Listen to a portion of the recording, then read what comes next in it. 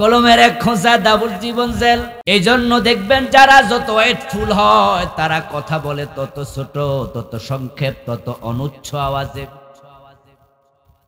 মহান আল্লাহ সব হাকিমের হাকিম।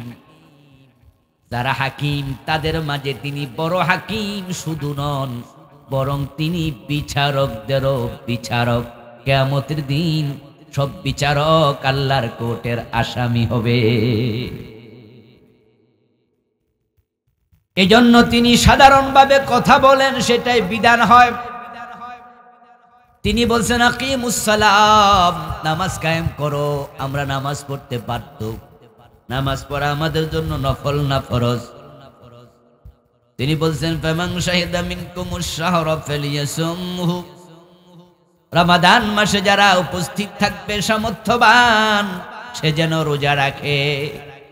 রোজা রাখা নফল না ফরজ? তিনি সাধারণভাবে বললেই চলে, কিন্তু কোরআনের কিছু কিছু জায়গায় দেখবেন এত বড় আল্লাহ, এত মহান আল্লাহ, তিনি নিজ কথা বলার আগে গুরুত্বের জন্য কসম করে কথা বলেছেন। কসমের মাধ্যমে বুঝাইলেন দুনিয়ার মানুষ আমার এই কথাটার গুরুত্ব আমি কসম দেওয়ার কারণে বহু গুণ বেড়ে গেছে। তার মাঝে সূরা আসর তিনি সময়ের কসম করে আবার বলছেন ইন্নাল ইনসানা, নিশ্চয় মানুষগুলো লাফি খুসর, তারা ক্ষতির মাঝে পড়ে গেছে। সময়ের কসম, তাদের জীবনের কসম, মানুষগুলো সব মানুষ ক্ষতির মাঝে আছে। আল ইনসান, এই আলিফ লাম এটা জিনসের জন্য এসেছে, কোন কোন আলেম বলেন ইস্তিগরাকের জন্য এসেছে। মানুষ যতজন সবাইকে বোঝানো হয়েছে, নিশ্চয় সব মানুষ ক্ষতির মাঝে আছে। বলেছেন কে? এখন মানুষ হিসাবে নিজেকে যে মনে করে আল্লাহর কথা দ্বারা বোঝা যায় সে নিজ ক্ষতির মাঝেই আছে। আমরা সব মানুষ ক্ষতিতে আছি। আপনি ক্ষতিতে, আমি ক্ষতিতে, সবাই আমরা ক্ষতির মাঝে আছি। এরকম ক্ষতির মাঝে থাইকা মরতে চান নাকি ক্ষতি থেকে বাঁচতে চান? আল্লাহ সতর্ক করছেন যে আমি যোগের কসম করছি, সময়ের কসম করছি, তোমার জীবনের কসম করে বলছি তুমি ক্ষতির মাঝে আছো। আপনি কোথাও রওনা দিলেন, রাস্তায় হেঁটে যাচ্ছে, আপনাকে কোনো একজন মুরব্বী, এলাকার একজন পরিচিত মানুষ, একজন ভিভিআইপি লোক আপনাকে বললো আল্লাহর কসম সেদিকে যেও না, সেদিকে গেলে বিপদে পড়বে। আপনার যদি কমন সেন্স থাকে আপনি সাথে সাথে একটু থমকে দাঁড়াবেন, দাঁড়ায় বলবেন যে ব্যাপার কি, বিপদ বলবেন না? আপনি বলবেন যে ওদিকে গেলেই বিপদ। কি বিপদ, কি হয়েছে? ও দোস্ত, যে ব্যক্তি আপনাকে বলছে আল্লাহর কসম সেদিকে যেও না, গেলে বিপদে পড়বা, আপনি ওই লোকটার ওয়েট বোঝেন।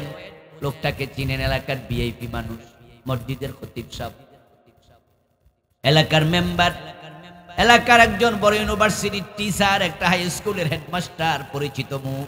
আপনাকে বলছে ওদিকে গেলে ক্ষতির মাঝে পড়বা, বিপদে পড়বা। আপনি তখন থমকে দাঁড়াবেন, জানতে চাইবেন কি বিপদ। আসমানের মালিক, আরশের মালিক বলতেছে সময়ের কসম সব মানুষ ক্ষতির মাঝে আছে। এবার আমরা যারা মানুষ কোন ক্ষতিতে আছি জানা দরকার আছে না নাই? আমাদের একটু থমকে দাঁড়ানো, যে ব্যাপারটা কি, আল্লাহ যে সব মানুষের ব্যাপারে একই কথা বললো, আমিও তো মানুষ, যে ক্ষতির ভিতরে আমিও তো আছি। কি ক্ষতিতে আছি এটা যদি আমি জানতাম তাহলে ক্ষতি থেকে আমি বাঁচতে পারতাম। মুফাসসিরগণ ব্যাখ্যা করছেন ক্ষতি মানে হচ্ছে যে জীবনের কসম করা হয়েছে সে জীবনকে কাজে না লাগা। যে জীবনের কসম, সময়ের কসম করছে ওই সময়টা চলে যাওয়া। যদি সময়টা তোমার জীবনটা এভাবে চলে যায় তাহলে আমি আল্লাহ তোমাকে যে জন্য বানাইছিলাম তুমি ক্ষতি থেকে বাঁচতে পারবা না। যদি তুমি এভাবেই জীবন চলে যেতে দাও তোমার জীবনটা এইভাবে শেষ হয়ে যাবে। এখন ক্ষতি মানে হচ্ছে জীবন কাজে না লাগানো। সময় হেলায় ফেলায় ফেলে দেয়া। আজকে ফজরের টাইমে ঘুমায় আসিল, ফজরের নামাজ পড়ে নাই, এমন কিছু লোক আমাদের এলাকাতেও আছে না নাই? কারো কারো নিজের ঘরে আছে না নাই? আজকে 5 ওয়াক্ত নামাজ 1 ওয়াক্ত পড়বে না, এমন লোক কারো কারো নিজের ঘরেও। ইসলামের খুঁটি হলো 5টি, তার মাঝে একটা খুঁটির নাম হলো যাকাত, যেটা আমরা বছর একবার দেই। আজকে আমরা যাকাত দেই নাই। আর একটা খুঁটির নাম হলো রোজা, যেটা শুধু রমাদান মাসে আমরা রাখি। আজকে আমরা ফরজ রোজাও রাখি নাই। আরেকটা খুঁটির নাম হলো হজ, ধনী মানুষ জীবনে একবার করে, সেটা আবার জিলহজ মাসের 9 তারিখ আরাফার মাঠে গিয়ে। 10 তারিখ, 11 তারিখে, 12 তারিখে কিছু কাজ আছে, ওইগুলো সম্পাদন করে। আজকে আমরা হজের কাজও করি নাই। খুঁটি 5টা। আজকে আপনি রোজা রাখেন নাই রমজান, আজকে যাকাত দেন নাই, আজকে হজ করেন নাই, আজকে নামাজও পড়েন নাই, তাহলে 4 খুঁটি আপনার নাই। আর ঈমান হলো 1 নম্বর খুঁটি, যেটা আছে কিনা দেখা যায় না, যেটার প্রমাণ হলো বাকি 4টা। এখন আজকে হজও করেন নাই, যাকাতও দেন নাই, রোজাও রাখেন নাই, নামাজও পড়েন নাই, তাহলে আপনার ঈমান আছে, তার প্রমাণ নাই। যার মাঝে ইসলামের খুঁটি নাই, এমনি যদি মইরা যায়, লোকটা সফল না, ক্ষতিগ্রস্ত।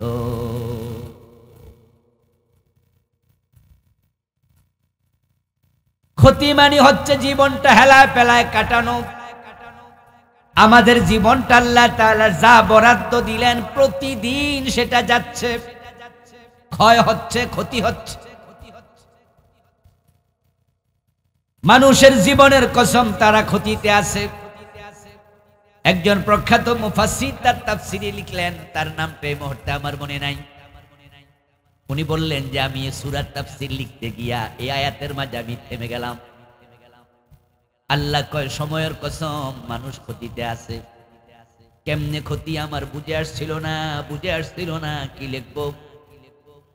একদিন আমি বাজার করার জন্য গেলাম বাজারে। মাছ বাজারে গিয়ে দেখি এক বরফ বিক্রেতা, সে মাছের মাঝে বরফ দেওয়ার জন্য বরফ বেচে। ইলিশ মাছে বরফ দেওয়ার জন্য বরফ লাগে না? আপনারা দেখবেন বাজারে, মাছ বাজারে, বড় মাছ বাজার যেখানে আছে, সেখানে কিন্তু আবার বরফ বানায় কিছু লোক চুপ করে রাখে, ওখান থেকে মাছওয়ালারা কিনে নিয়ে এগুলো মাছের মাঝে দেয়। ওই মুফাসসির বলেন, বাজারে যাইয়া আমি দেখলাম এক বরফ বিক্রেতা টেবিলের উপরে একটা বড় বরফ রেখেছে। ওই বেটা থেকে আমি আয়াতের তাফসীর শিখেছি। এখানে গিয়ে আমি থমকে দাঁড়ালাম, যে আয়াতের ব্যাখ্যা কি? আল্লাহ বলে মানুষ ক্ষতিতে, কি ক্ষতি? ওখানে গিয়ে দেখি ওই লোকটা বলতেছে, ও ভাইয়েরা, ও মাছওয়ালারা, এই বরফটা তোমরা আমার কাছ থেকে কিনে নাও, নয় কিন্তু আমার ক্ষতি হয়ে যাবে, আমার পুঁজি চলে যাচ্ছে। যদি কেউ কিনো, কিছু কম দামে হইলো আমি দিমু, এতে আমার পুঁজিটা উঠবো, না হয় কিন্তু পুঁজি শেষ, আমি ক্ষতিতে পড়ে গেছি। কারণ বরফটা যখন ফ্রিজ থেকে বের করে টেবিলের উপর রাখছে, এটা কি এরকম থাকবে না প্রতি সেকেন্ডে গলবে? 2 ঘন্টা 4 ঘন্টা পরে কি বরফটা থাকবে না, পানি হয়ে যাবে?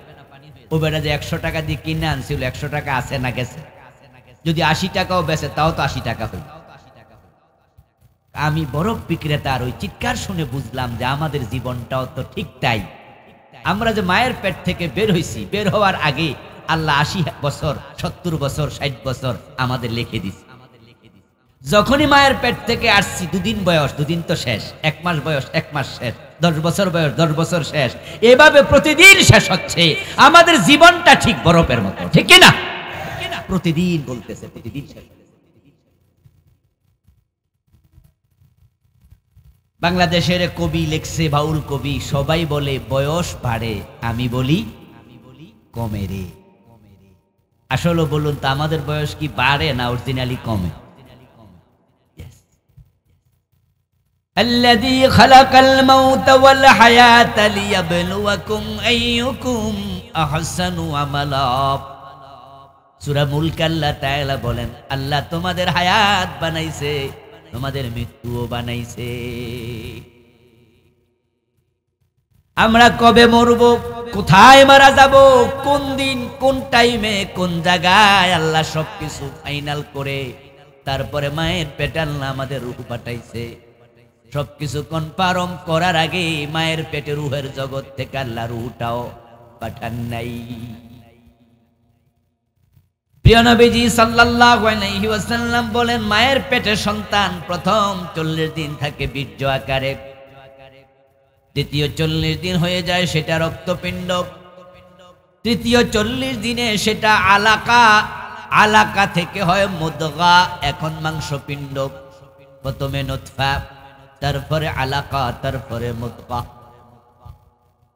40 120 দিন যখন যায়, ফাকাসাউনাল ইজামা লাহমা, আল্লাহ নিজে কোরআনে বলেন ওই মাংসপিণ্ডের ভিতরে হাড্ডি ঢুকায়া আবার চামড়া দিয়া ঢেকে আমি মানুষের আকৃতি বানাই। পানি থেকে রক্ত, রক্ত থেকে মাংস, মাংস থেকে আবার মানুষ। 40 120 দিন চলে গেল, আপনি আমি মায়ের পেটে আবার আমাদের স্ট্রাকচারাল ডিজাইন পেলাম। হাত আছে, চক্ষু করণ, নাসিকা আছে, কিন্তু আমাদের দেহের কোনো নড়াচড়া নাই, রুহটা আসে নাই। একটা ফুতুলের আকৃতিতে আপনি মায়ের পেটে আছেন। রাসূলুল্লাহ সাল্লাল্লাহু আলাইহি ওয়াসাল্লাম বলেন, আল্লাহ একজন ফেরেশতাকে বলে, ফেরেশতা যা যা অমুক গ্রামে অমুক বাড়িতে অমুক মহিলার পেটে আমি একটা বান্দা বানাইছি, এখন রূহ পাঠাই নাই, তুই মায়ের পেটে ঢুকে বান্দার মাথার পাশে বসে 4টা জিনিস লিখে আস। আল্লাহ ফেরেশতা পাঠাইলো, ফায়াকতুবু আজালাহু ওয়া আমালাহু ওয়া রিজকাহু ওয়া শাকিয়ুন আম সাঈদ। এদিকে না তাকাবেন, ওদিকে তাকালে বুঝবেন কেমনে ওয়াজ। ও বেটা ওনার কাজ করুক। কয়টা জিনিস লেখে বলেন, কয়টা? এলেন কিছু বাড়িতে নিয়ে, এগুলো হাদিস কোরআনের আলোচনা আমরা শিখেছি, আপনাদের কাছে বলছি। এমনও হতে পারে এই হাদিস কেউ জীবনে আজকে প্রথম শুনতেছে, আগে শুনলে তো ভালো, মনোযোগ দিয়ে শুনিয়ে। রাসূলের কথার মূল্য আছে না, অনেক দাম, অনেক। এখন তো আমরা মাগনা পাই, বইয়ের মাঝে আছে। একটা বই কিনলে বুখারী শরীফ 700 টাকা 1000 টাকা দিয়া আমরা 500 হাদিস 700 হাদিস এক খণ্ডে পাই। আর ইমাম বুখারী একটা হাদিস শোনার জন্য 500 মাইল দূরে গেছে, এমন ঘটনাও 300 মাইল দূরে গেছে। তখন কি আজকের যুগের মতো প্রাইভেট কার ছিল, বাস ছিল? আরে ভাই, উঠে সইরা ঘোড়ায় সইরা 500 মাইল একটা হাদিস। তাও হাদিসটা আনতে যাই আনে নাই, এমন ঘটনাও আছে। কারণ যে বলছে তার বিশ্বাস হয় নাই, তাই ফিরে চলে গেছে। এমন হাদিস পাওয়া যায়, যে এমন ঘটনা পাওয়া যায়। ইমাম বুখারী রাহমাতুল্লাহ আলাই কয়েকশো মাইল দূরে ঘোড়ায় চড়ে তিনি গেছেন। যাওয়ার পরে জিজ্ঞাসা করলেন যে অমুকের বাড়ি কোনটা? লোকজন বলছে ওই বাড়ি। বাড়ি যায় দেখো অমুক নাই। বাড়িওয়ালাদেরকে জিজ্ঞাসা করলো অমুক কই? তারা বললেন যে উনি তো মাঠে আছে, ওখানে ওট চড়াচ্ছে, ওটের রাখাল ছিলেন। তারপরে উনি গেলেন, লোকজনকে জিজ্ঞাসা করলেন যে অমুক কে, অমুক কে? বলছে ওই যে ওট সাথে আছে না, ওই ভদ্রলোক। ইমাম বুখারী রাহমাতুল্লাহ আলাই গেলেন, যে সেখানে একটু অবজার্ভ করছেন যে এই লোকটা থেকে আমি হাদিস নেব, দেখি লোকটার আচার আচরণ চাল চলন একটু দেখি, ব্যক্তিকে যাচাই করে তারপরে কথা নেই। দেখতেছেন ওই লোকটা তার ওটটা হাত থেকে ছুটে খাবার দাবার খাচ্ছে, এটা হাঁটতেছে। উনি ওটটাকে ধরবেন, ধরতে গেলে ওটটা দূরে চলে যায়, ধরতে গেলে দূরে চলে যায়। উনি কয়েকবার চেষ্টা করে ওটটা ধরতে পারেন না। তখন তার গায়ে যে জামা ছিল ওই জামাটাকে তিনি এভাবে করলেন, এভাবে করে একটা জামাতে থলি বানালেন। থলি বানিয়ে ডাইন হাতটা ওই থলির ভিতরে ঢুকাইলেন, ঢুকাইয়া ওটটাকে একটা আওয়াজ করলেন, যে আওয়াজ দিয়া ওটের খাবার দেয়া হয়। ওট বোঝে এই আওয়াজ খাবার দেয়। যেমন আমাদের দেশে মহিলারা যখন মুরগি ছেড়া দেয়, মুরগি ধরার জন্য হাতে টক টক টক টক করলে মুরগি আসা যায়, আসে না? বোঝে, ওট বোঝে এই আওয়াজ করলে ওটের খাবার। ওই লোক যখন এরকম থলি বানাইয়া হাত ঢুকাইয়া ওটকে আওয়াজ করলো, তখন যে ওটটা এতক্ষণ দৌড়াচ্ছে ওই ওটটা খাবার দেবে মনে কইরা দৌড়াই আসছে। উনি আস্তে করে জামাটা ছেড়ে দিয়ে ওটটাকে ধরে ফেলছে। ইমাম বুখারী রাহমাতুল্লাহ আলাইহি দৃশ্য দেখে তিনি তার থেকে হাদিস আর নিলেন না, জিজ্ঞাসা করলেন না। তিনি আস্তে করে ওনার ঘোড়ায় উঠে আবার রওনা দিলেন। যেই মাত্র রওনা দিলেন, ওই যাকে জিজ্ঞাসা করছিল অমুক কোথায়, তার সামনে পড়লো। তিনি আবার জিজ্ঞাসা করলেন, কি ভাই, আপনি তো ওনার কাছে আসছিলেন, এখন আপনার প্রয়োজন পূর্ণ হলো নাকি? ইমাম বুখারী রহমতুল্লাহি আলাইহি বলেন, না, প্রয়োজন পূর্ণ হয় নাই। আমি বুখারা থেকে এসেছি, অনেক কয়েক সময়। তো কেন আসলেন? প্রয়োজন পূর্ণ না করে কেন চলে যান?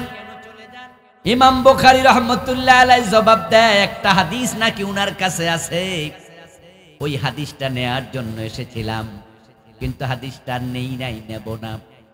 এবারে ভদ্রলোক জিজ্ঞাসা করে, কেন নিলেন না? ইমাম বুখারী জবাব দেন, লা আখুযুল হাদিসা মিম্মান ইয়াখদাউল বাহাইমাম। যে লোক একটা অবধ প্রাণীকে ধোঁকা দিতে পারে, আমি বুখারীকেও ধোঁকা দিতে পারে, তাই ধোঁকাবাজ থেকে আমি হাদিস নেই না। এজন্যই তো বুখারী শরীফের হাদিসের কথা শুনলে আমরা বুঝি যে সহিহ হাদিস। কি বোঝেন না? এটা বুখারী শুনলে একটু আমরা নইরা সইরা বসি, কই যে বুখারীতে আছে, হ্যাঁ বুখারীতে। আমাদের একটা আস্থা তৈরি, একটা হাদিসের জন্য 500 মাইল গেছে, আর আমি হাদিস বলতেছি, আপনি ওই বেটার দিকে চাইয়া রইছেন। মানে আপনি বোঝেন নাই যে আমি কত ওয়েটফুল কথা। প্রিয় নবীজি সাল্লাল্লাহু আলাইহি ওয়াসাল্লাম বলতেছেন, 4টা জিনিস মায়ের পেটে ফেরেশতা লিখে। 1 নম্বরে লিখে তার হায়াত, কতদিন বাঁচবে, কত ঘন্টা, কত মিনিট, কত বছর, কোথায় মারা যাবে, টাইম শুদ্ধ লিখে। পরে আরো 4টা, রিজকাহু, আমালাহু, শাকিয়্যুন আম সাঈদ। বাকি 3টার অর্থ আমি বললাম না, বললে ব্যাখ্যা না করলে বুঝবেন, এজন্য এটা ছেড়ে দিই। তাহলে আমাদের যে হায়াত, আমাদের যে জীবনের সমষ্টি, এটা আমাদেরকে বানানোর আগে, দুনিয়ায় পাঠানোর আগে আল্লাহ লেখা ফাইনাল করে ফেলছে। এই 4টা লেখার পরে ফেরেশতা এবার মায়ের পেট থেকে বেরিয়ে যায়। আল্লাহ বলে, চলে আসো।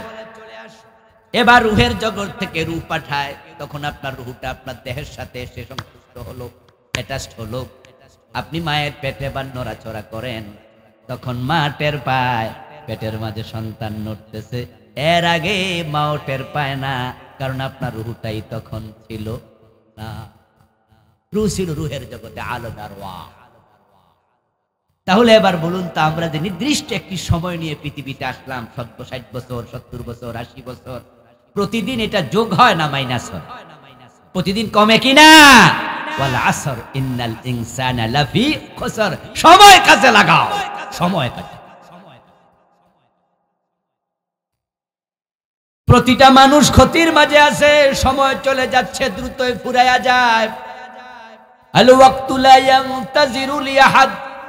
সময় কারোর জন্য অপেক্ষা করে না। এবার আল্লাহ বলে, আমার বান্দাগুলাকে আমি বড় যত্ন করে শখ করে বানাইছি, তারা সবাই ক্ষতিতে পড়ে যাক, এটা আমি আল্লাহ চাই না।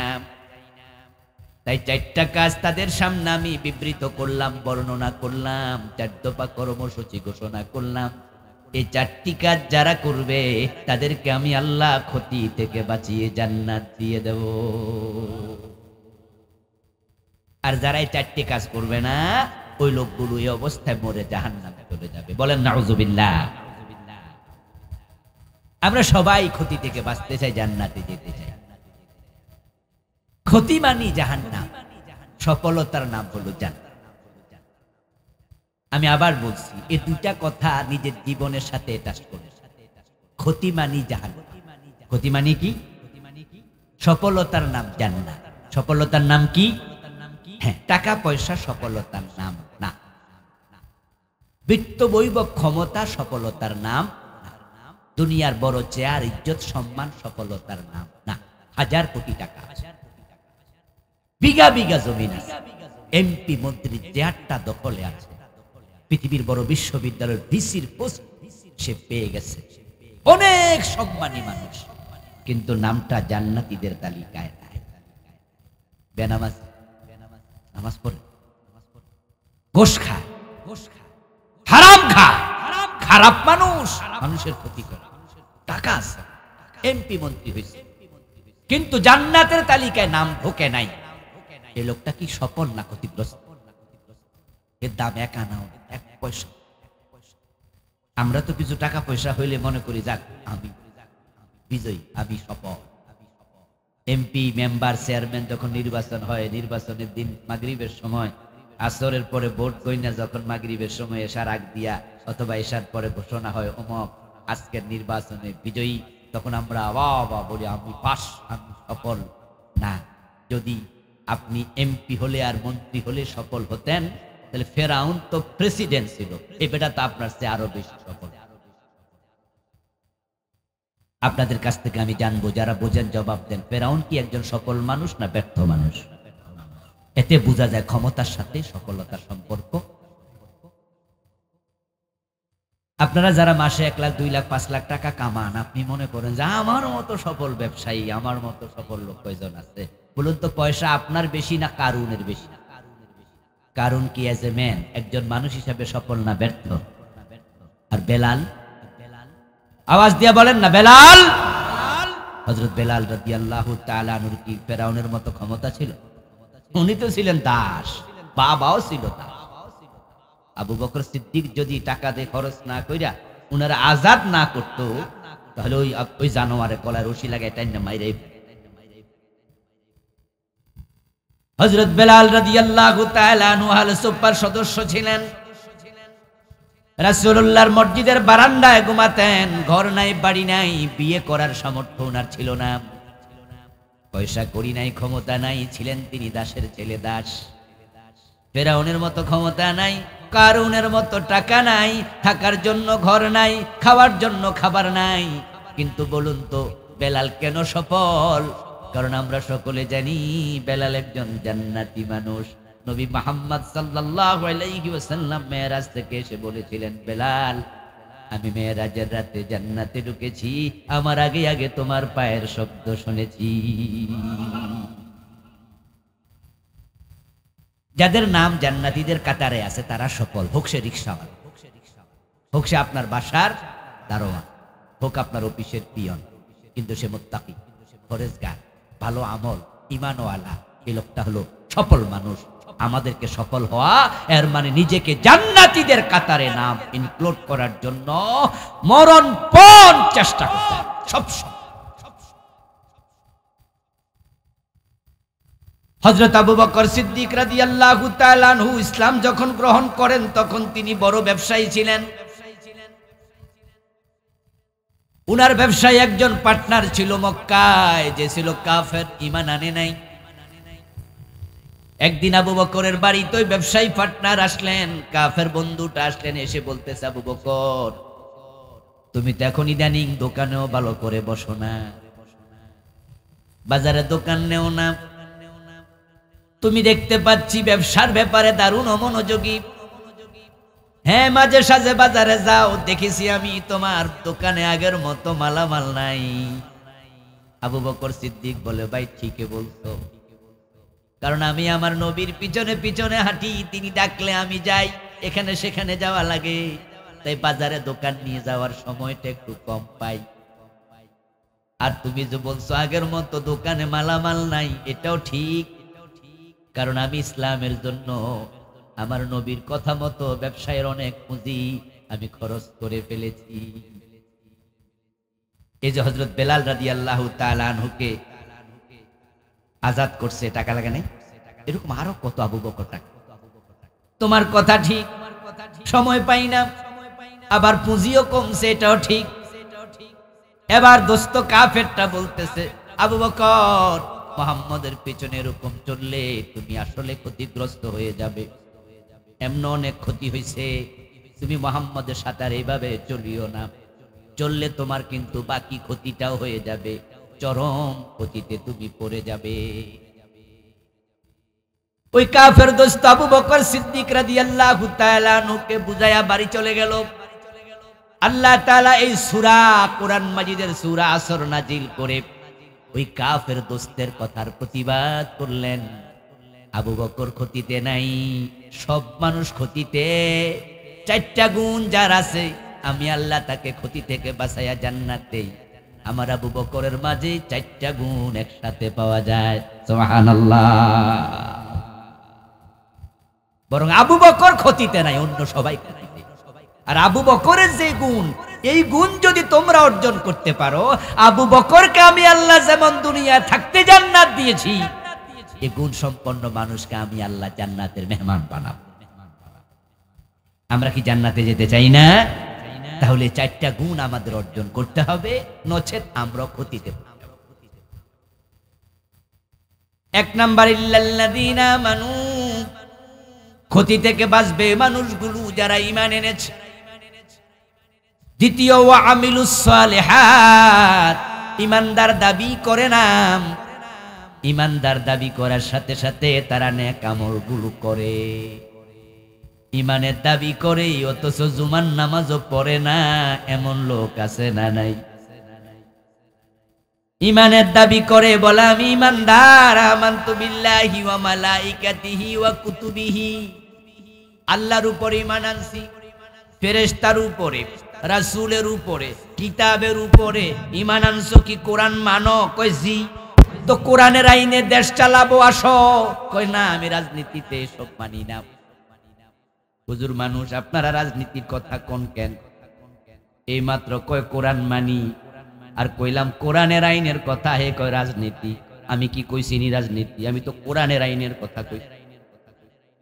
নামাজের ওয়াজ করলে রাজনীতি খোঁজে না, রোজার ওয়াজ করলে রাজনীতি পায় না, কোরআনের আইনের কথা বললে রাজনীতির গন্ধ খোঁজে। এমন নামাজি রোজাওয়ালা আছে না নাই? এমন অনেক ঈমানদার যারা আল্লাহর আইনের কথা বললে চেহারা কালো করে ফেলে। 92% মুসলমানের দেশ, আল্লাহর আইনে একটা দিন চলে নাই 53 বছরের ভিতরে। অথচ আমাদের প্রিয় নবীজি কোরআন দিয়া মদিনা চালাইছে 10 বছর। রাসূল যতদিন ক্ষমতায় ছিলেন, আল্লাহর আইনের বাহিরে কোনো আইন বাস্তবায়ন হইতে দিছেন? সাহাবারা এসে রাসূলকে বলেছে, হুজুর এ মহিলা চোর ধরা পড়ছে, আপনি বলছেন হাত কেটে দিতে, হাত না কেটে অন্য শাস্তি দেয়া যায় না, একটু প্লিজ আপনি বিবেচনা করুন। নবীজি উত্তর দিলেন, আমার মেয়ে ফাতেমা চুরি কেটে। সাহাবারা এসে রাসূলুল্লাহর কাছে অনুরোধ করে, একটু অন্য আইন, অন্য বিষয়, অন্য শাস্তি বিবেচনা করা যায় কি? রাসূল কি জবাব দিলেন? কত শক্ত কথা! ওই মহিলা নয়, আমার মেয়ে ফাতেমা চুরি করলে ফাতেমার হাত আমি কেটে দেব। কারণ চোর ধরে হাত কেটে দাও এমন আইন কোরআনে আছে না নাই? যে কোরআনে আছে নামাজ পড়ো, রোজা রাখো, ওই কোরআনে আছে চোর ধরে হাত কাটো।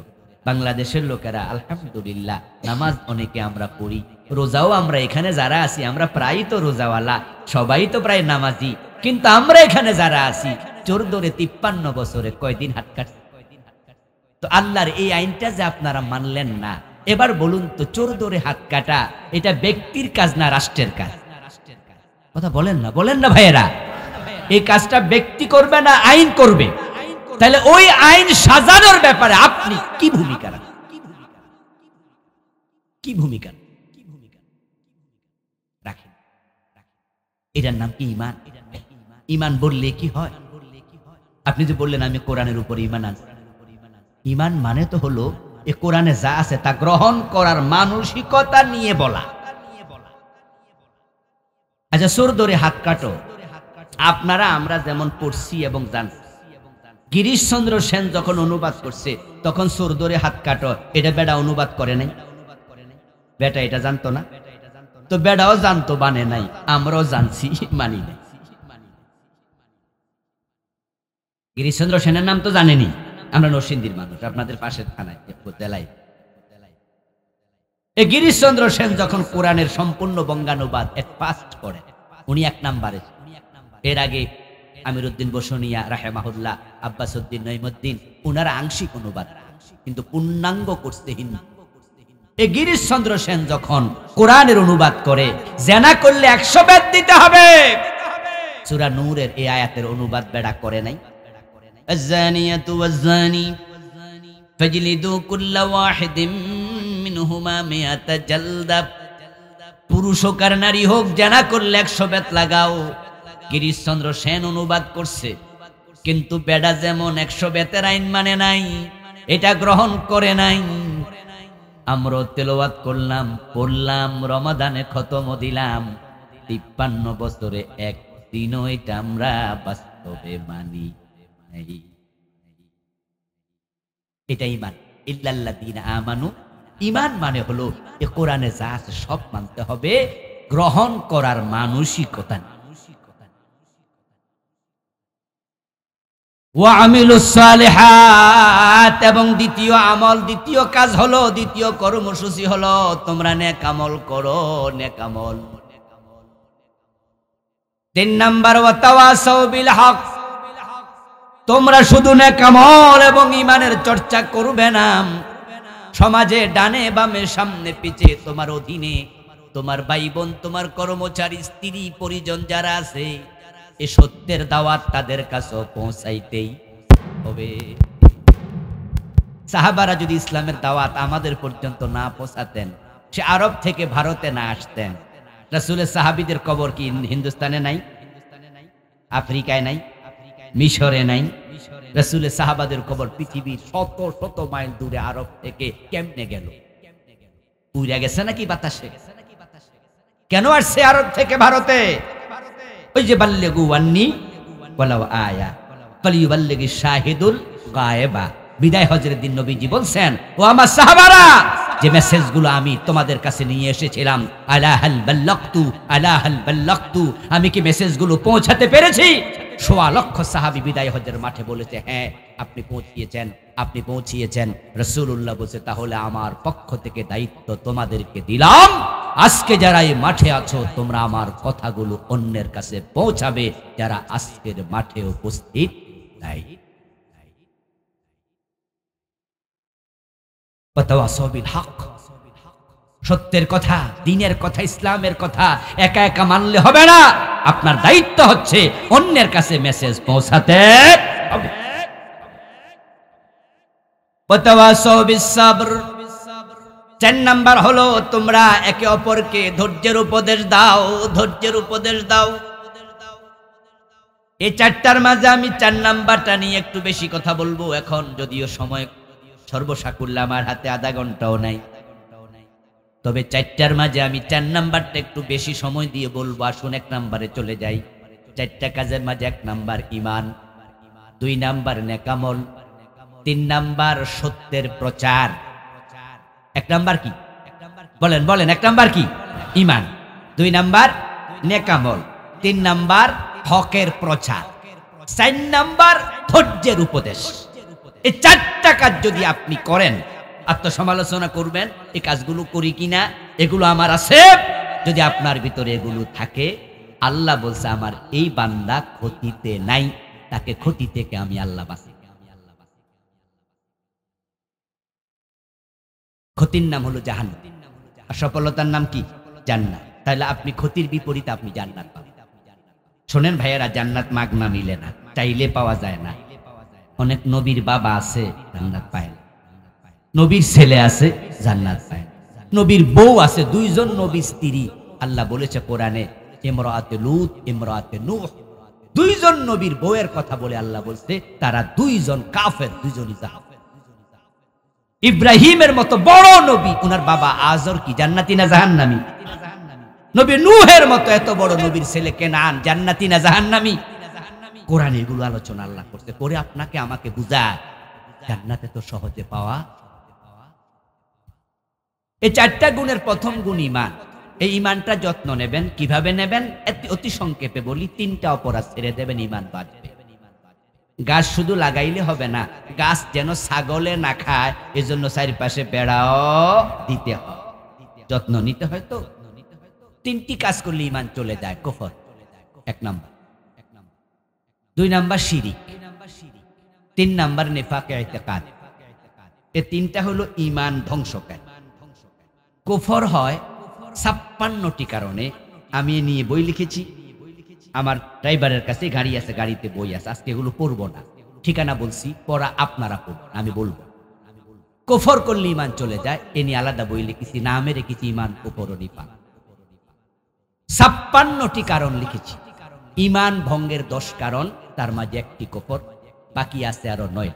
দ্বিতীয়টা কি? শিরিক। শিরিক নিয়ে আলাদা বই লিখেছি, বাংলাদেশে চলমান 29টা লিখেছি।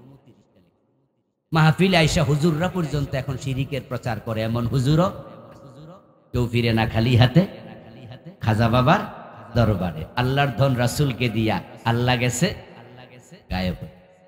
রাসূলের ধন খাজা লইয়া শুইয়া আছে, আজ ফিরে কেউ ফিরে না খালি হাতে খাজা বাবার দরবারে। এমন গান গাওয়ার হুজুর বাংলাদেশে আসেনি? হেলিকপ্টার লইয়া আইসা মানুষের মুশরিক বানিয়ে দিয়ে,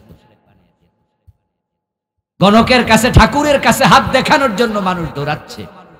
হিন্দুদের যখন দুর্গা পূজা আসে, হাজার হাজার মুসলমানের সন্তান মুশরিক হয়, একটা স্লোগানে পুরা জাতিকে ধ্বংস করে দিচ্ছে। সে জঘন্য স্লোগানটি গত সরকার এ দেশের সিলেবাসে পর্যন্ত ঢুকাইছে। ওই স্লোগান হচ্ছে ধর্ম যার যার, উৎসব সবার। নির্বাচন যখন আসে, আমাদের নেতারা সব গড়ে এমন স্লোগান দেয়া শুরু করে যেটা মুখ থেকে বের হওয়ার সাথে সাথে ঈমান শেষ, মুশরিক হয়ে যায়। সে স্লোগানটা হচ্ছে জনগণ সকল ক্ষমতার উৎস। মসজিদে গিয়ে আল্লাহকে মানবেন, আল্লাহর আইন মানবেন, আদালতে মানবেন না। মসজিদে গিয়ে আল্লাহকে সেজদা দেয়, দরবারে গিয়ে পীরের পায়ে দেয়। দুজনকে সেজদা দিলে যেমন মুশরিক হয়, সেজদার মালিক শুধু আল্লাহ। যেখানে যাও সেখানে আল্লাহকেই দেবে। নামাজ যদি নৌকার মাঝে পড়ো, সেজদা পাবে আল্লাহ। যদি তুমি ক্ষেতের আইলে দাঁড়িয়ে নামাজ পড়ো, সেজদা পাবে আল্লাহ। তুমি পৃথিবীর যেখানে যাও, সেজদার মালিক আল্লাহ। ঠিক একই ব্যাপার আইনের মালিকও একমাত্র আল্লাহ। মসজিদেও আল্লাহর আইন চলবে, আদালতেও শুধু আল্লাহর আইন চলবে। দুইজনের আইন মানলেও শিরিক হয়। সৃষ্টি যার, আইন চলবে শুধুই তার। 53টা বছর ডক্টর কামাল হোসেন লেখা এই সংবিধান দিয়ে দেশ চলছে, এবং এই সংবিধানের আইনগুলো যা আছে 99.99% হচ্ছে ব্রিটিশদের রেখে যাওয়া আইন। ব্রিটিশের আইন মানলে আল্লাহর গোলাম হওয়া যায় না। তো কোন কাজ করলে শিরিক হয় সেটা নিয়ে 29টা লিখছি। নিফাক ইতিকাদি, কলবে ঢুকলে মুনাফিক হবেন, ঈমান শেষ। মুনাফিকের আলামত নিয়ে লিখেছি 28টা আলামত আলাদা লিখেছি।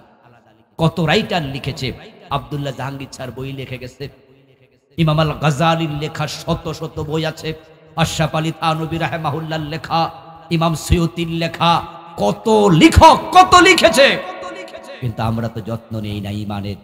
তাই অসংখ্য নামাজি নামাজ পড়ে কিন্তু ঈমান। যারা কাদিয়ানি, তাদের কি মসজিদ নাই? তারা কি নামাজ পড়ে না? কিন্তু কাদিয়ানি মোমেন না কাফের?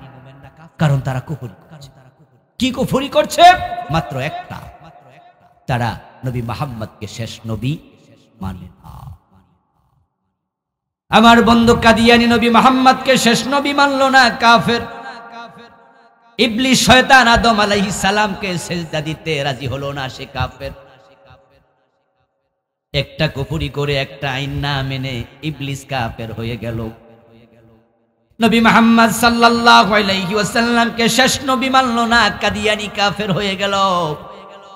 আমরা চোর ধরে হাত কাটা মানলাম না, ডাকাত ধরে শুলে দেয়া মানলাম না, জেনা করলে পাথর মারা মানলাম না, 100 বেদ দিতে হবে অবিবাহিত জেনাকারীকে মানলাম না, মদ পান করলে 80 বেদ দিতে হবে। হযরত ওমর নিজের ছেলেকেও রেহাই দেন নাই। বাংলাদেশে 53 বছরে একজন মদখোরকে আমরা 80 বেদ দেই নাই, বরং এই আইনটাও আমাদের সংবিধানের ভিতরে নাই।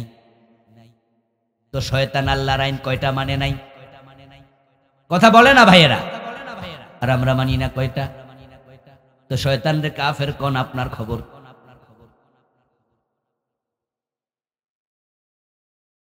খুবই সাবধান, ইল্লাল্লাযীনা আমানু ওয়া আমিলুস সালিহাত। নেক আমল লাগবে, ঈমান লাগবে। নেক আমল বাঁচাতে চাইলে দুটি কাজ ছেড়ে দেন, না হয় আমলগুলো কিন্তু আল্লাহ পর্যন্ত যাবে না। একটা হলো হারাম খাবেন না, হারাম খাইলে কোনো আমল আর কবুল হয় না। রাসূল বলছেন 10 টাকা দিয়ে কাপড় কিনেছে, মানিশতারা সাওবাম বিআশারাতি দারাহিম ফিহি দিরহামু হারামিন, ওই 9 টাকা হালাল, 1 টাকা ছিল হারাম। লাম ইয়াকবালিল্লাহু লাহু সালাতাহু মা দামা আলাইহি, ওই হারাম টাকায় কেনা কাপড় পরিধান করে যত নামাজি পড়ো 1 রাকাত আর কবুল হবে না। হারাম টাকা পুরাটাই হারাম, শুধু 10 টাকার মাঝে 1 টাকা না, 10 টাকাই হারাম। আরে যায় না মাছটা কিনছে এটাই হারাম, মসজিদ বানাইছে টাইলস দিছে এটা হারাম টাকা, সিনেমা হলের মালিক মসজিদের সভাপতি, সুদী ব্যাংকের মালিক মসজিদের সভাপতি, 3 তলা মসজিদ, তার মাঝে ছাদের টাকা একাই বেড়া, খোঁজ নিয়ে দেখা গেছে বেড়া শুধু সুদে খায় অক্সিজেনের মতো, সুদ ছাড়া আর কোনো কামই ব্যবসায়িক। হারাম টাকায় তোমার মসজিদ, হারাম টাকায় তোমার জামা। রাসূল বলে কাবার অঙ্গনে গিয়ে দুহাত আকাশের দিকে তুলে বলে ইয়া রাব্বি ইয়া রাব্বি ইয়া রাব, ওয়া মাতআমুহু হারাম ওয়া মাশরাবুহু হারাম ওয়া মালবাসুহু হারাম ওয়া গুযিয়া বিল হারাম ফাআন্না ইউস্তাজাবু লিযালিকা, রাওয়াহু মুসলিম। নবী মুহাম্মদ বলে, দুহাত তুলে বলে আল্লাহ এমন জায়গায় খাড়াইছি কাবা শরীফের সামনে, কত নবীর পায়ের ধুলা এখানে লেগে আছে তার হিসাব নাই, এখানে দোয়া তুমি ফিরাইবা না, আমি বুঝি আল্লাহ আমার এটা দাও ওইটা দাও ওইটা দাও। রাসূলকে পেটে হারাম, রক্তে হারাম, মাংসে হারাম, গায়ের জামায় হারাম। বেড়া বিদ্যুতের বিল দিছ, যে বিদ্যুৎ দিয়া পানি তুলা খাইছ, ওই বিলের টাকাটাও ছিল হারাম। আল্লাহর ঘরের ভিতরে ঢুকে দোয়া কর, হারাম খাইলে দোয়া কবুল আর হবে। সুদে টাকা লাগাইয়া রাখছে 2-4 জন, আজকের মাহফিলে আসেনি। বাপ মরছে, মা মরছে 7 বছর আগে, 10 বছর আগে, বোনের জমি দেয় না, জোর কইরা ধরে রাখছে, এমন জালেম ভাই আছেন। হারামের সাথে সম্পর্ক ছেড়ে দেন, না হয় আমল যাবে না আল্লাহ পর্যন্ত। জান্নাতে যাওয়ার জন্য, সফল হওয়ার জন্য এখানে 4টা শর্ত। আমল, আমল থাকলেই হবে না, আমল যেন কবুল হয়। আমল কবুল হওয়ার জন্য আরেকটা শর্ত আছে, সেটা হলো বেদাতের সাথে সম্পৃক্ত থাকা যাবে না। নবী মুহাম্মদ বলেছেন, যে ব্যক্তি বেদাতি হয় তার নামাজ, রোজা, হজ, যাকাত কোন ইবাদত আল্লাহর কবুল করে না। বাংলাদেশে বেদাত আছে না নাই? আছে, মানে ঈদ মিলাদুন নবী ঠেলায় তো টিকা যায় না। রাসূল করছে 2 ঈদ, আমরা করি 3 ঈদ। আজানের আগে দুরূদ শরীফ চালু করে দিছে, জিকির করতে করতে করতে করতে বাসার আগা উঠতে যায়, গাছের আগা উঠতে যায়। জিকিরের শব্দ রাসূল শিখায় নাই, উনি ইবাদত হিসাবে করতেছে। ভালো মানুষ, ভালো মানুষ জিকির করে, জিকির তো ভালো জিনিস। করতে করতে করতে করতে হুঁ হুঁ হুঁ, ইলখা ইলখা ইলখা, ইলখা কি কয়টা ইল্লাল্লাহ ছিল, এটা ধাক্কা ছড়ে কি হয়ে গেছে ইলখা। হই আল্লাহর নবী ইল্লাল্লাহ শব্দে জীবনে একবারও জিকির করে না, একদিনও করে না, একটা হাদিসও না। কেউ হু হু করে, কেউ ইল্লাল্লাহ করে। রাসূল শিখিয়েছেন আফদালু যিকরি লা ইলাহা ইল্লাল্লাহ, মান ক্বালা লা ইলাহা ইল্লাল্লাহ দাখালাল জান্নাহ। লা ইলাহা ইল্লাল্লাহ জান্নাতের চাবি। ঈমান আনবে, পড়ো লা ইলাহা ইল্লাল্লাহ তুফলিহু। সব জায়গায় শিখাইছে পুরা কালেমা, আর আজকে মাঝখানে আপনি মাজা ভাঙা দিলেন। বেদাত কি? বেদাত মানে হচ্ছে এমন ইবাদত চালু করা যেটা রাসূল এবং সাহাবারা করেন নাই। আচ্ছা, রাসূলের সাহাবারা কি জিকির করে নাই? জিকির করতে করতে গাছের আগায় কয়জন উঠছে? তা আপনারা এসব শিখাইলো কেন? বলে হুজুর এটা এশক হইছে। তো সাহাবীদের এশক ছিল না, এশক সব আপনার ফেডের ভিতরে ঢুকছে, আপনার মাথায় বর করছে। আমার বন্ধু, হ্যাঁ বেদাত নিয়ে বই লিখেছি আমি, 38টা বেদাত। 38 পড়বেন পড়বেন পড়বেন। রাসূলের নামাজ আমাদের নামাজের সাথে মিলে না, রাসূলের জিকির আমাদের সাথে মিলে না, রাসূলের স্টাইল, লাইফ স্টাইল মিলে না। এই যে শুরু করছি কি ইবাদত গুলো হচ্ছে সব গচ্ছা। মাছ ধরেছিলেন, ডুলায় রেখেছেন, ডুলার তলা নাই, টান দিয়ে দেখছেন যে একটা মাছও নাই। আল্লাযীনা দাল্লা সাইয়ুহুম ফিল হায়াতিদ দুনিয়া ওয়া হুম ইয়াহসাবুন আন্নাহুম ইহসিনুনা সুনআ। সূরা কাহাফ 103 নম্বর আয়াত। আল্লাহ বলে ইবাদত করেছে, মনে মনে ভাবছে জান্নাত পেয়ে যাব, অথচ তাদের আমল দুনিয়াতেই হারাইয়া গেছে, কারণ রাসূলের সাথে না মিললে কারো আমল আল্লাহ গ্রহণ করেন না। ওয়াতাওয়াসাউ বিল হক, সত্যের প্রচার এটা করবেন। যে ওয়াজ আমার থেকে শুনছেন, কত আলেম থেকে শুনছেন, জুমার খতিব থেকে শুনছেন, এগুলো বউয়ের কাছে বাড়িতে যাইয়া বলবেন। আমাদের মা বোনেরা মসজিদে যেতে পারে না, পরিবেশ নাই, জুমার দিন মাহফিলও আসতে পারে না, কর্মব্যস্ততা, বাড়িতে রান্না বান্না করছে, বাচ্চা কাচ্চা লালন করছে। আপনার ইউনিভার্সিটি কলেজে পড়ুয়া সন্তান ব্যস্ততার কারণে মাহফিল ওয়াজে আসতে পারেনি আজকে। আপনি এটাকে মোবাইলে রেকর্ড করে নিয়ে যান, তারপরে আজকে রাতের বেলায় খাবার টেবিলে বসে সন্তান এবং স্ত্রীকে বলেন, তো আসো সবাই একসাথে খাই। আবুল কালাম আজাদ হুজুর ওয়াজ করছিল, 1 ঘন্টার ওয়াজ রেকর্ড করে আনছি, এবার শোনো মোবাইলে সবাই শুনি। যদি এইভাবে আলেমদের মেসেজগুলো পরিবারের কাছে দেন, তাহলে সত্যের প্রচারক আপনিও হলেন। নিজের সন্তানদের কাছে ইসলামের প্রচার দরকার আছে না নাই? হযরত লোকমান ওনার সন্তানকে বুঝাইছে। লোকমানের ওয়াজ আল্লাহ কোরআনের আয়াত বানায়া নাজিল কইরা ওই সূরার নাম পর্যন্ত লোকমানের নামে দিয়া দিয়েছে। সুবহানাল্লাহ পড়ে সূরাতুল লোকমান আলাইহিস সালাম। ওয়াতাওয়াসাউ বিল হক করবেন। 4 নাম্বার প্রকাশ মূল জায়গা আসেন এবার, ওয়াতাওয়াসাউ বিস সাবর, ধৈর্যের উপদেশ। বাংলাদেশে আমাদের মাঝে সবচেয়ে বেশি অভাব যেটা, সেটা কি? ধৈর্য। এই জন্য এত যানজট পৃথিবীর কম দেশে আছে।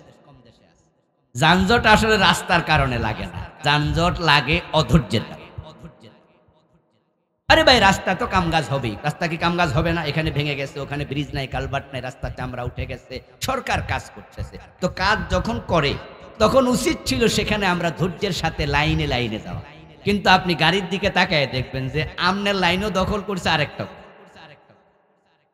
এবার বেড়া এই লাইনে যাইবো, ঠিক আছে যা, ধৈর্য ধর, মানুষ লাইনে লাইনে টুকটুক করে যাক না। এই লাইনে দুইটা ফাঁসের লাইনটা দখল করছে, হেরাও আইতে পারে না, এরাও যাইতে পারে না। এবার স্টার্ট বন্ধ করে কয় ঘুমা, যা, চলছে গাড়ি যাত্রা। অধৈর্য দেশটাকে শেষ করে দিচ্ছে। বাংলাদেশে যত তালাকের ঘটনা ঘটে 99% তালাক শুধু রাগের মাথায় দেয়, ধৈর্যের অভাব। ওর সাথে টকজক হয়েছে, তালাক দেয়া শুরু করলে 3-এর নিচে দিছে এমন তালাক আমি খুব একটা পাইনি। অল্প কিছু পাইছি, 2-1 জন যারা 3-এর নিচে দেয়, ওরারে বলি যে ভাই তালাক কেন দেও? যাক তালাক দিছো, ঠিক আছে, তোমার তালাকটা মিনিমাইজ করা যাবে। এখন কি বউ নিতে চাও? বলে হ্যাঁ হুজুর। এই 3টা দেও নাই তো? ও না হুজুর 3টা দেই নাই। এই সাক্ষী আছেন? সাক্ষী আনো। হুজুর সাক্ষী আছে। তখন এগুলো মিনিমাইজ করা যায়। তালাকের যেই পর্যন্ত হয়, বায়ন হলো, আবার নতুন বিয়ে হয়, সিস্টেম আছে। কিন্তু যত তালাকের ফতুয়া আমি পার্সোনালি পেয়েছি, 2-1টা ছাড়া 100টার মাঝে 99টা 98টা পাইছি হুজুর 3টা কি কন, কয়টা দিছি মনে তো। রাগ উঠছিল হুজুর, শুধু দিছি। এমন লোক আছে তালাক সামনে যারা পাইছে হেরে দেয়। বউর সাথে ঝগড়া লাগছে, গ্রাম অঞ্চলে সবাই পর্দা করেন, ওই ঝগড়ার মাঝে বড় ভাইয়ের বউ আইছে, বড় ভাইয়ের বউ আইসা থামাইতেছে, তোরা তো ঝগড়া করস। জামাই এর মাঝে বউরে দিচ্ছে তালাক, বড় ভাইয়ের বউ আইসে থাপড়াই তো দেবর রে, এই তুই কি করলি? তোরেও তালাক। পরের বউ ভাবি হেরে তালাক। রাগের মাথায় তালাক দিয়ে পরে কি বলে জানেন? পরে আইসা বলে হুজুর আসলে তো খাইছিলাম না। আমার দোস্ত তালাক ঝগড়া থেকে আসে। অধৈর্য মানুষকে এমনটাই করে, ধৈর্যের অভাবে মানুষ খুনাখুনি পর্যন্ত করে ফেলে। অধৈর্য সন্তান মা বাবার সাথে বেয়াদবি করে, মায়ের গায়ে হাত দেয়, বাবার গায়ে হাত দেয়, এমন জালেম সন্তান এই দেশে আছে না নাই? শুধু অধৈর্য তাকে শেষ করে দিতে। অথচ রাসূলুল্লাহ সাল্লাল্লাহু আলাইহি ওয়াসাল্লাম বলছেন, মা আতাল্লাহ হাদান খাইরাম মিন আও খাইরান শাইয়ান খাইরা আওসা মিন সাবর। ধৈর্যের মতো এত দামি জিনিস আল্লাহ তার কোনো বান্দাকে দান করে নাই। ঈমানের পরে ধৈর্যের এত মূল্য যে ধৈর্যশীল ব্যক্তিকে আল্লাহ এত ভালোবাসে। একায়াত আল্লাহ কয় ইন্নাল্লাহা মাআস সাবিরিন, তুমি ধৈর্যশীল হলে আমি আল্লাহ তোমার সঙ্গী হই। আল্লাহ আপনার সঙ্গে থাকে, আপনি কি ভাবতে পারেন? আরে মিয়া, আপনার মোবাইলে যদি এলাকার এমপি সাহেব ফোন দেয়, তাহলে তো আপনার রাতে 3টা বাজেও চা দোকানে যায় গল্প করতে মন চায় যে আরে আজকে যে এমপি সাহেব ফোন দিছে, এই কথাটা কখন কমু, রাইতে আর ঘুম হয় না, সকাল হয় না কেন? পাবলিকের বুঝামো আমি কেডা, বোঝো আমার ফোন কেডা। একটা ফোন পাই আপনি ভিআইপি হয়ে যান, আর আল্লাহ বলে ধৈর্যশীল হও, আমি আল্লাহ তোমার সঙ্গী হই। আমার বন্ধু রাসূলুল্লাহ সাল্লাল্লাহু আলাইহি ওয়াসাল্লামকে আল্লাহ তাআলা কোরআন মাজিদে একক শব্দে ফাসবির ওয়াসবির, ধৈর্য ধরুন, ধৈর্য ধরুন এতবার বলেছেন। এমন শব্দ অন্য কোন ক্ষেত্রে আল্লাহ একটাও বলেন নাই। এই জমিনে নবী মুহাম্মদের মতো ধৈর্যশীল কি কেউ আছে? অথচ ওয়াসবির সাবরান জামিলা, ওয়াসবির ফাসবির কামা সাবারা উলুল আজমি মিনার রুসুল ওয়াসবির ওয়ামা সাবরুকা ইল্লা বিল্লাহ। এইভাবে নবী ধৈর্য ধরুন, ধৈর্য ধরুন, ধৈর্য ধরুন এতবার রাসূলকে আল্লাহ বলছে, অন্য কোন ব্যাপারে এতটা বলেন নাই। এবং এই ধৈর্যের কথা আল্লাহ কোরআন মাজিদে 90 বার বলেছেন। ধৈর্য যে ব্যক্তি ধরবে আল্লাহ তাআলা তাকে এত বেশি নেকি দেন যে ধৈর্যের বিনিময়ে ডাইরেক্ট আল্লাহ জান্নাত দিয়ে দেন। সুবহানাল্লাহ পড়ে। একজন মহিলা কালো চামড়া ছিল। কোরআনের সবচেয়ে বড় আলেম মুফাসসির আব্দুল্লাহ ইবনে আব্বাস, উনি একজন তাবী, নাম ছিল আতা। হযরত আতা রাদিয়াল্লাহু তাআলা আনহুকে একদিন বলছে, আতা আলা উরিয়াকা ইমরাআতাম মিন আহলিল জান্নাহ, আমি কি তোমাকে কোনো জান্নাতি নারী দেখাবো? তুমি কি জান্নাতি কোনো মহিলা দেখতে চাও? হযরত আতা বললেন, জান্নাতি মহিলা কে? বলে ওই যে হাজিল মারআতু সাউদা, ওই যে কালো মহিলাটা, সে জান্নাতি। হযরত আতা বলেন, কেমনে কি বুঝলাম না। আব্দুল্লাহ ইবনে আব্বাস রাদিয়াল্লাহু তাআলা আনহুমা এবার বলতে শোনো, হাযিহিল মারআ আতাতিন নাবিয়্যা সাল্লাল্লাহু আলাইহি ওয়াসাল্লাম ফাকালাত ইন্নী উসরাউ ওয়া ইন্নী ইয়াতাকাশশাফু ফাদউল্লাহ লি। এই মহিলা একদিন রাসূল সাল্লাল্লাহু আলাইহি ওয়াসাল্লামের কাছে এসেছে, এসে বলছে, ইয়া রাসূলুল্লাহ আমার মৃগী রোগ। মৃগী রোগ বোঝেন তো? যে রোগ হলে মানুষ মাটির মাঝে তপড়ায় তপড়ায় পইরা যায়, হুঁশ থাকে না। প্রিয় নবীজি, যখন আমি মাটির মাঝে পড়ে যাই, আমি মহিলা মানুষ, আমার গায়ের কাপড় চোপড় ঠিক থাকে না, আমার তো হুঁশই থাকে না। কিন্তু হুঁশ যখন ফিরে আসে তখন আমি বুঝি যে আমার গায়ে কাপড়টা নাই, দুইটা গেছে, পইরা গেছে। হুজুর আপনার কাছে এসেছি, ফাদউল্লাহ লি, আপনি আল্লাহর কাছে একটু আমার জন্য দোয়া করেন, আল্লাহ যেন আমার রোগটা সরাইয়া দেয়। প্রিয় নবীজি ওই মহিলাকে বলছে, ওয়াইন শীতে সবারতি ফালাকিল জান্নাহ, ও মহিলা এই রোগ তোমারে আল্লাহ দিছে, এখন আমি তোমাকে দুইটা অপশন দেই। প্রথম অপশন, তুমি যদি ধৈর্য ধরো যে আমার আল্লাহ যা পছন্দ করে আমিও তাতে খুশি, তাহলে এই রোগের কারণে ধৈর্যের বিনিময়ে ফালাকিল জান্নাহ, আল্লাহ তোমারে জান্নাত দিয়ে দেবে। ওয়াইন শীতে, আর যদি তুমি চাও তাহলে আমি তোমার জন্য আল্লাহর কাছে দোয়া করব, আনওয়াফিকে, আল্লাহ তোমাকে সুস্থ করে দিতেও পারে। এখন তুমি কোনটা চাও? এই মহিলা আর দেরি করে নাই, সাথে সাথে বলে, ফাইজান আসবিরু, হুজুর যদি ধৈর্য ধরলে জান্নাত পাওয়া যায় তাহলে রোগের উপর আমি ধৈর্য ধরলাম, আমি আল্লাহর জান্নাতটাই চাই। আমরা তো সামান্য বিপদে পড়লে অস্থির হয়ে যাই, ঠিক না? ওরে বাবা রে বাবা, কালকে রাতে মাথা ব্যথা ছিল, সকালবেলা যারে ফাই হেরে ভাই না ঘুমাইতে পারি না, কালকে রাতটা একবার 30 দিনের মাঝে একদিন মাথা ব্যথা ছিল, তাই তুমি এত অভিযোগ, এত অস্থিরতা, আর বাকি 29 দিন তোমার যে আল্লাহ সুস্থ রাখছিল, আল্লাহরে ধন্যবাদ কয়বার দিছো? বিপদ মুসিবত কে দেয়? কথা বলেন না, কে দেয়? ধৈর্য, ধৈর্য, ধৈর্য। প্রিয় নবী বলছেন, একজন সন্তান যখন মরে যায় তখন বাবা খুব কষ্ট পায়, মা কষ্ট পায়, এটা রহমান জান। আসলে দুনিয়াতে সন্তানের মৃত্যুর খবরের চেয়ে প্যাথেটিক, হৃদয় বিদারক, মর্মন্তুদ, কষ্টকর খবর মা বাবার কাছে আর নাই। নবীজি বলেন, যখন আজরাইল আলাইহিস সালাম এবং তার সঙ্গীরা কোন মায়ের কোল থেকে সন্তানকে কেড়ে নেয়, বাবার সামনে থেকে তার সন্তানকে কেড়ে নিয়ে যায়, যাওয়ার সাথে সাথে আল্লাহর কাছে রূহটা যখন পৌঁছায়া দেয়, আল্লাহ প্রশ্ন করেন, ও ফেরেশতা, আকাবাতুম ওয়ালাদা আবদি আকাবাতুম সামরাত ফুয়াদিহি, ও ফেরেশতারা, তোমরা আমার বান্দার কলিজার টুকরা কেড়ে নিয়ে এসেছো বুঝি? ফেরেশতারা জবাব দেয়, আল্লাহ তোমার আদেশ, তাই আমরা তার সামনে থেকে তার সন্তানের রূহ কেড়ে নিয়ে এসে গেছি। আল্লাহ এবার প্রশ্ন করেন, মাযা ক্বালা আবদি, এই যে আমার বান্দার কোল থেকে তার সন্তানকে মেরে ফেললি, রূহটা নিয়ে আসলি, আমার বান্দাও তো জানে জীবন মৃত্যুর মালিক আমি। আমার বান্দা আমারে গালি দিছে নাকি? কি বলেছে? অভিব্যক্তিটা কি আমাকে একটু শোনা দেখি। যারা ভালো মানুষ, যারা মুমিন, কারো মৃত্যুর সাথে সাথে আমরা খবর শুনে আমরা পড়ি, ইন্না লিল্লাহি ওয়া ইন্না ইলাইহি রাজিউন। শুধু সে একা মরে নাই, ইন্না লিল্লাহ, আমরাও তো আল্লাহর, ওয়া ইন্না ইলাইহি রাজিউন, ওর মতো আল্লাহর কাছে আমাদেরকেও যেতেই।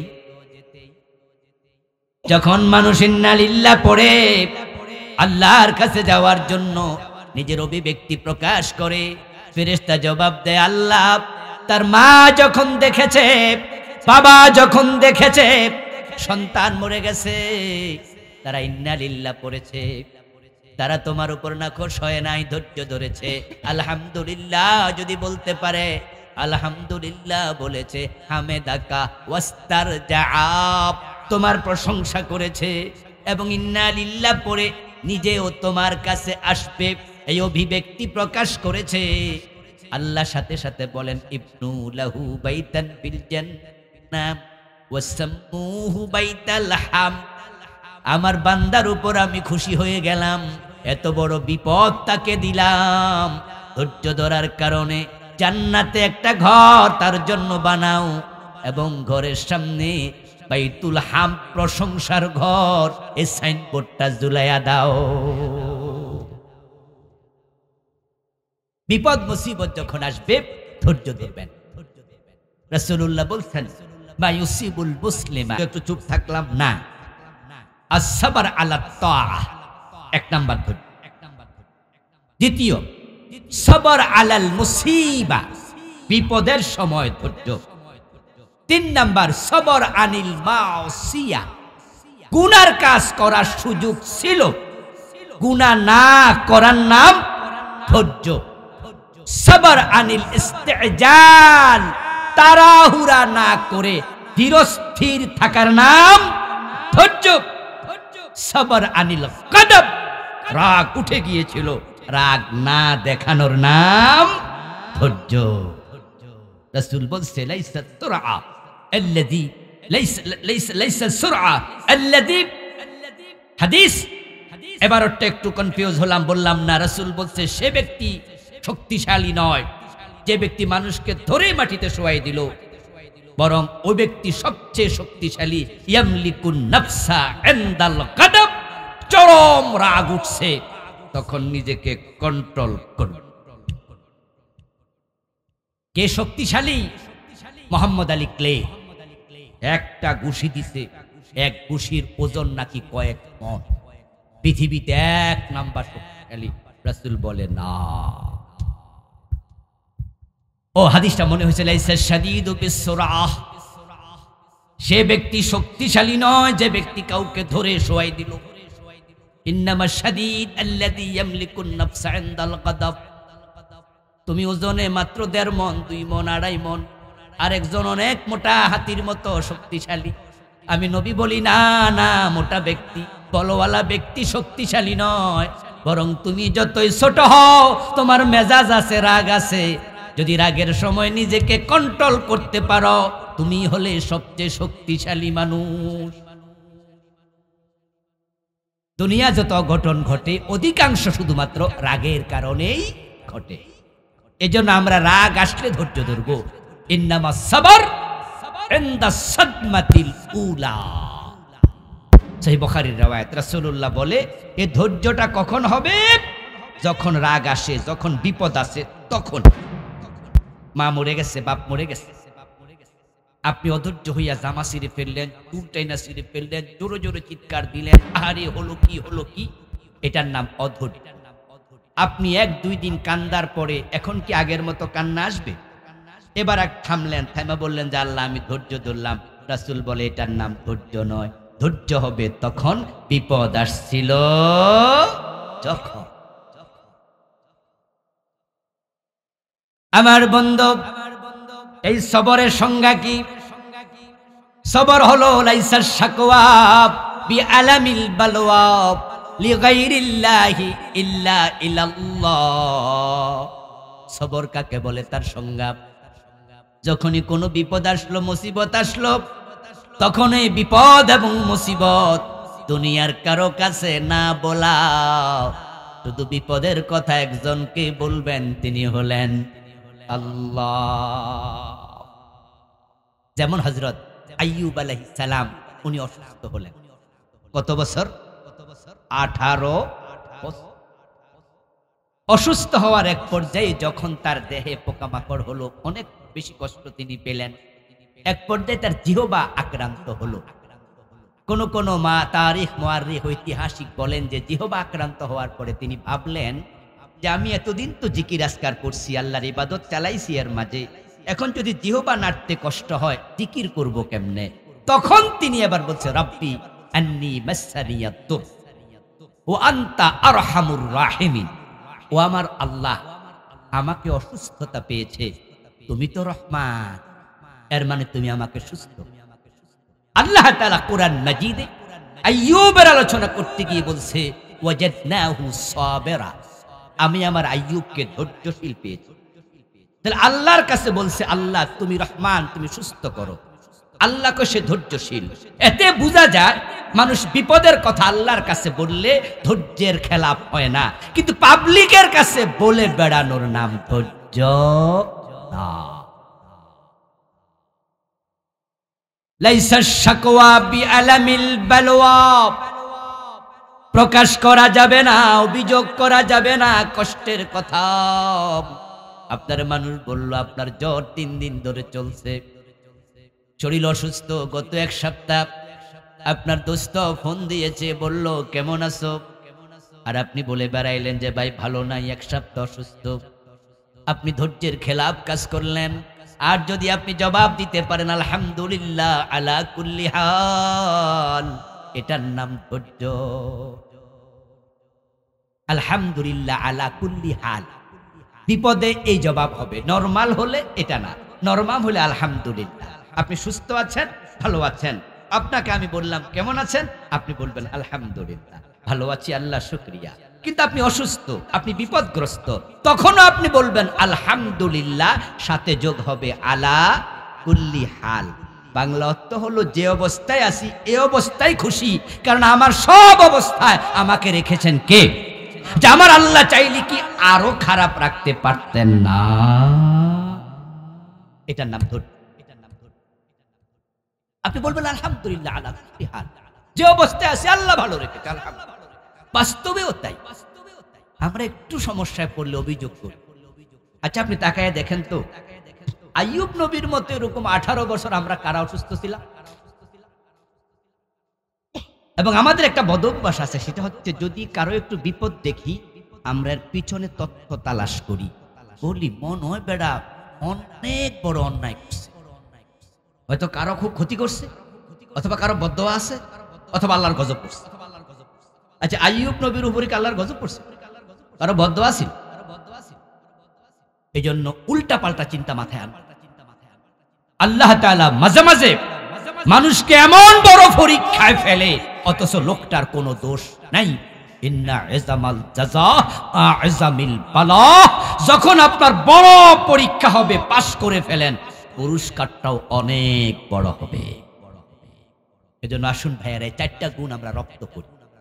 আমরা ধৈর্যের চর্চা, সবর আলা তাআহ, আমরা যত ভালো কাজ আছে সকালবেলায় এই শীতের মাঝে ফজরের নামাজ পড়ার জন্য অজু করা, এটাও ধৈর্যের অংশ।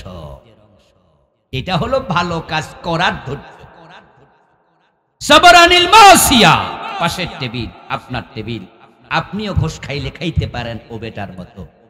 আপনি অফিসার, ও বেটা পাজারো জিপ নিয়ে অফিস করে, তার ছেলে মেয়ে ঢাকায় বড় বড় ইউনিভার্সিটি, প্রাইভেট বিশ্ববিদ্যালয়, প্রাইভেট স্কুলে পড়ে, মাসে বেতন 30,000, গল্প করে আপনার সাথে, প্রতিদিন আলাদা করে ড্রেস পরে আসে, এক একটা দামি পোশাক। যখন দুপুর বেলায় খান, টিফিন ক্যারিয়ার খোলে, তখনই দেখা যায় ইলিশ মাছের বড় বড় টুকরা, অনেক দামি দামি খাবার।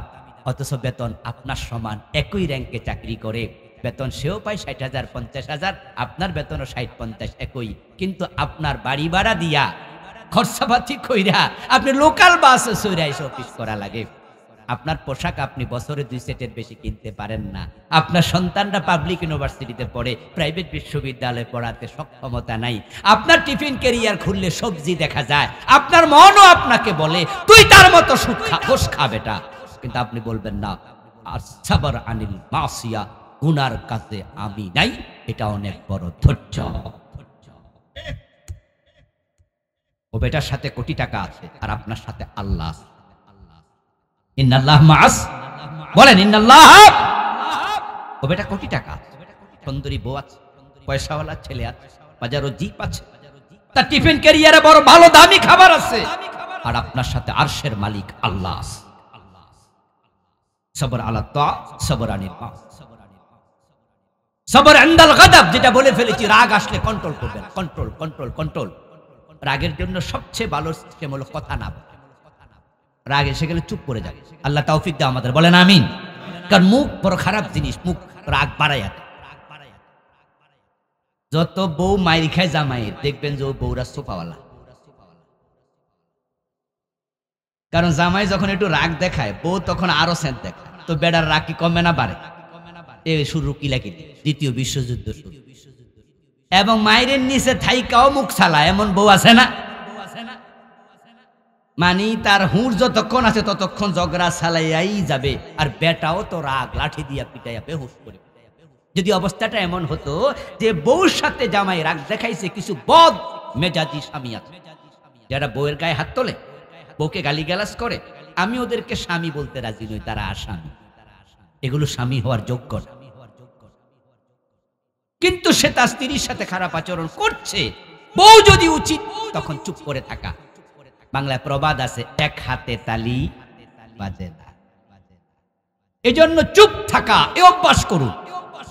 আজকে মহিলাদেরও প্যান্ডেল আছে, মা বোনদের কাছে আমার অনুরোধ থাকবে, আপনার বদ মেজাজি স্বামী, কিছু করা যায় না, মেজাজ চেঞ্জ হয় না, তো স্বামীরে কি করবেন? 2-3টা সন্তানের মা হয়ে গেছেন, এখন কি আরেক স্বামীর কাছে চলে যাবেন? ওখানে গিয়ে যে ভালো স্বামী পাবেন তার গ্যারান্টি কোথায়? এজন্য এখানে থাকেন, একটু মুখটাকে কন্ট্রোল করুন। স্বামী বকা দিয়েছে, আপনি চুপ করে যান, দেখবেন যে ঝগড়া সামনে বাড়বে। হুজুরের কাছে গেছে, হুজুর আমার স্বামী বড় খারাপ। হুজুর বলছে তাই বুঝি, কি খারাপ? বলে স্বামী আসে মারামারি করে, ঝগড়া করে। হুজুর বলছে তাহলে আমি এ পানি পড়া দিলাম, এই পানি পড়াটা আপনার স্বামী যখনই বাসায় ঢুকবে তখন আপনি পানিটা গালে দেবেন, মুখে নিয়ে গিলতেও পারবেন না, ফেলতেও পারবেন না। স্বামী বাসায় আসার 10 থেকে 15 মিনিট পর্যন্ত মুখে রেখে দেবেন, এরপরে ফেলে দেবেন। 1 সপ্তাহ পরে আসবেন, দেখি আল্লাহ কি করে। মহিলা স্বামী বাসায় ঢুকছে, কলিং বেল টিপ মারছে, সাথে সাথে পানি মুখে। হুজুর কইছে গিলাও যাবে না, ফালানো যাবে না, মুখে নিয়ে বসে আছে। 1 সপ্তাহ পরে এসে বলে হুজুর আমার স্বামী ভালো হয়ে গেছে। কি হয়েছে? কয় উনি তো এখন গালিগালাজ করে না। হুজুর বলে কারণ আপনি, উনি যাই বলুক, যেহেতু পানি মুখে কথা বলতে পারেন না, তো বেটা কইতে কইতে হাফাইয়া বন্ধ করে দিছে। সমস্যা স্বামীর না, সমস্যা আপনার। কিচ্ছু পরি নাই, পানি মুখে ঢুকাইছি, এতে সেরে। এজন্য আসুন আমরা রাগ কন্ট্রোল করি, অন্যায় থেকে নিজেকে হেফাজত করি, সূরা আসরের উপর আমল করে আল্লাহর কাছে পৌঁছি। আল্লাহ তৌফিক দান করুন, সবাই বলি আমিন। প্রিয় ভাইয়েরা, আমরা সংক্ষেপে দোয়া করে দেব ইনশাআল্লাহ, তারপরে আমাদের বিদায় হবে।